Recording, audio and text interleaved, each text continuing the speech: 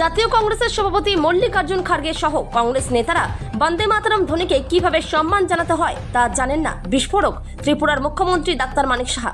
ভারতের ৮০তম স্বাধীনতা দিবস উপলক্ষে এক মহতী মানবিক অনুষ্ঠানের সাক্ষী থাকলো আগরতলা।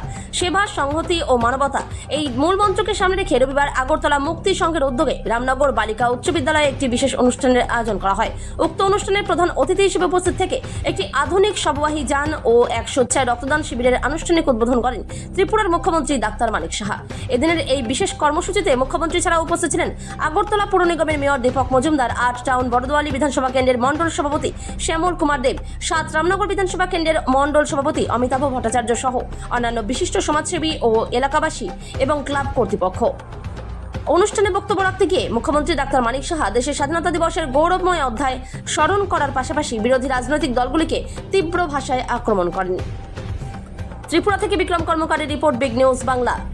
বলবো যে আমি তার তীব্র নিন্দা জানাচ্ছি, তা করা উচিত হয়নি এবং সমস্ত মানুষ এর বিরোধিতা করা উচিত। আজকে ক্লাবে আমি এসে আমি বারবার বলছি, ক্লাবের মধ্যে সব চিন্তাধারার ব্যক্তি থাকে, কিন্তু আমি এখনো আমি বুঝতে পারি না এখনো যে যারা ইন্টেলেকচুয়াল ক্লাস, আমি তাদের কাছে আবেদন করবো, আপনারা কি এগুলো একবার ভাববেন না? একবার ভাবুন আপনারা কাদের সাথে আপনারা এতদিন ধরে ওদের সাথে আপনারা ছিলেন। ওরা তো বাইরে মুখোশ আর মুখ দুটো আলাদা। গণতন্ত্র ওরা মানে না, আর আজাদি ঝুটায়। আর কালকে আমি দেখলাম এত সুন্দরভাবে মানে এত ফ্ল্যাগ ফেস্টুন লাগিয়ে পার্টির সামনে যেভাবে স্বাধীনতাকে উদযাপন করছে, মানে সত্যি অবাক লাগে এবং বলবে যে ঐতিহাসিক ভুল ছিল, আগে আমরা করিনি, এখন একটু বেশি করে করছি। ঠাকুর দেবতা তো ওরা মানেই না। সেদিন দেখলাম একজনকে ঠাকুরের পুজোও করছে।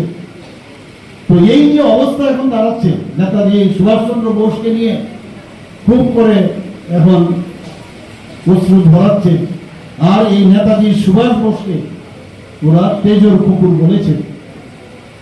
আজকে রবীন্দ্রনাথ ঠাকুরকে কি বলেছেন ওনারা? যে বুর্জোয়া কবি।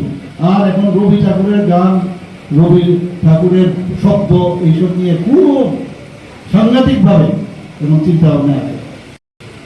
যারা যারা আছেন সবাই পান, কারণ মাননীয় প্রধানমন্ত্রী বলেছেন যে যাদের ফ্যামিলির মধ্যে কেউ কোনোদিন রাজনীতি করেননি, সেই সব ফ্যামিলির থেকে একজন দুজন করে রাজনীতিতে আনেন, আদারওয়াইজ এই দেশকে এই সমাজকে বাঁচানো যাবে না। কারণ সবসময় আমাদের সবসময় একটা ধ্যান ধারণা দেয়।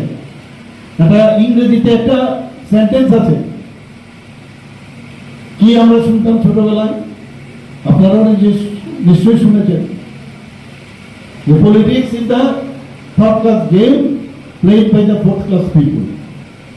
যদি এইরকমই হয় তাহলে তো দেশ কি করে আগে বেরোবে? আমাদের তো এই যে বিষয় যে আমারও রাইট আছে, আমিও সেখানে যেতে পারি, খালি একটু সাহস দরকার এবং সাহসের জন্য প্ল্যাটফর্ম দরকার। এবং এই কাজটা আমাদের সরকার আসার পর আমি গ্যারান্টি দিয়ে দায়িত্ব নিয়ে বলতে পারি আমরা করি।